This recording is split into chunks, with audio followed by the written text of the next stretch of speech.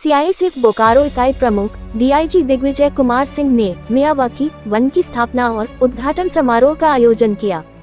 इस विशेष अवसर पर उन्होंने मियावाकी वन की महत्ता और इसके पर्यावरणीय लाभों पर प्रकाश डाला।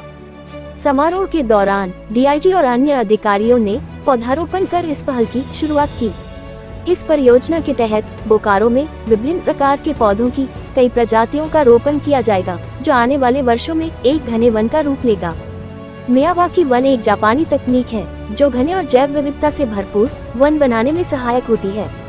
ये तकनीक छोटे से छोटे स्थान पर भी एक घना वन विकसित करने में सक्षम है, जिससे स्थानीय पर्यावरण में सुधार होता है और जैव विविधता को बढ़ावा मिलता है।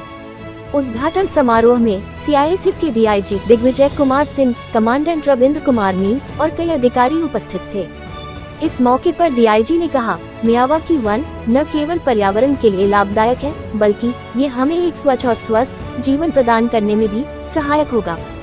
ये पहल हमारे समाज के प्रति हमारी जिम्मेदारी को दर्शाती है। समारोह के अंत में डीआईजी ने सभी उपस्थित लोगों को पर्यावरण संरक्षण के प्रति जागरूक रहने और इस पहल में सहयोग करने की अपील की। उन्होंने ये भी कहा कि सीआईएसएफ भविष्य में भी ऐसी पर्यावरणीय पहलों को बढ़ावा देता रहेगा। इस कार्यक्रम ने स्थानीय समुदाय में उत्साह और पर्यावरण के प्रति जागरूकता बढ़ाने का काम किया है। मियावाकी वन की यह पहल बोकारो के पर्यावरण में सकारात्मक बदलाव लाने में महत्वपूर्ण भूमिका निभाएगी। पता नहीं चलता है जब तक कि हमारी जान संकट में ना आ जाए। तो कोरोना काल में वही था जब ऑक्सीजन के लिए लोग हॉस्पिटल में बेड में जो है तड़प रहे थे, और तब लोगों को महसूस हुआ कि ऑक्सीजन की कमी हो रही है। ये प्रयास पहले भी चला था, बट हमारे देश में उस लेवल में नहीं चला है, और हम लोग इसको अब आगे बढ़ाने की कोशिश कर रहे हैं।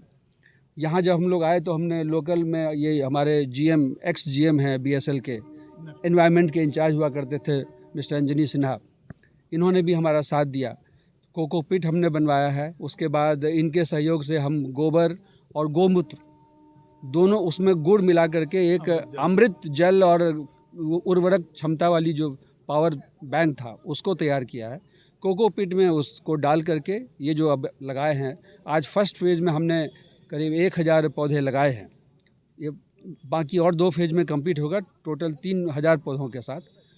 मकसद ये है कि इसको हमको फास्ट ग्रो करवाना है, यानी कि 2 से 2.5 साल में उस लेवल का ग्रोथ होगा जो कि 10 से 12 साल में आम तौर पर होता है। तो जो मैंने कहा कि आज 1 अगस्त 2024 है, 1 अगस्त 2026 को आप सभी लोग एडवांस में आमंत्रित हैं कि आके देखें कि क्या ये 12 से 15 या 20 फीट की ऊंचाई तक पहुंचा है कि कॉन्फिडेंस के साथ मैं आप लोगों को इनवाइट कर रहा हूं। हमारा ये प्रयास है कि बीएसएल के में जो हम लोग रह रहे हैं, तो इसके यहाँ के जो टाउनशिप के लिए, वातावरण के लिए हम लोग जो भी कुछ कर सके, तो यहाँ हमारी शुरुआत है। टाउनशिप में और कई जगहों पर हम लोग इसको रेप्लिकेट करेंगे, ताकि यहाँ की हवा जो है उसमें जैसे गर्मी हो रही है तो 2 डिग्री 3 डिग्री टेम्परेचर इन पौधों के पत्तों से जब हवा गुजरेगी तो टेम्परेचर कम हो जाएगा। तो एक तो लू वाली बात कम होगी, दूसरा वाटर रिटेंशन ज़्यादा अच्छा होगा। हमारा जो यहाँ ज़मीन है उसमें पानी जो नीचे चला जा रहा है वो फिर ऊपर की तरफ बढ़ेगा, और जो पॉल्यूशन या इंडस्ट्री की वजह से जो ऑक्सीजन की कमी है उसको हम लोग फिर से भरने की कोशिश कर रहे हैं, ताकि लोगों को अच्छी हवा मिले और कम से कम हॉस्पिटल जाने की ज़रूरत हो।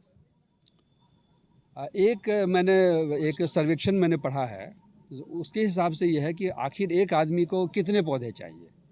उन्होंने बहुत क्वांटिटेटिव एनालिसिस करके दिया है कि एक प्रति व्यक्ति उम्र भर के लिए उसको ऑक्सीजन जो चाहिए उसके लिए 14 पेड़ की आवश्यकता होती है।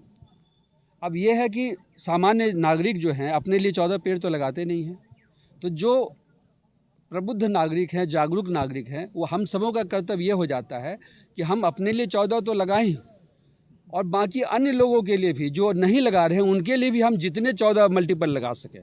तो हमारा जो प्रयास, जैसे मान लीजिए 3000 यहाँ, सिर्फ यहाँ पर, तो उस 3000 से डिवाइडेड बाय 14 उतने लोगों के लिए हमने आज तो यहाँ काम कर लिया है, और आगे भी इस तरह हम लोग काम करते रहेंगे।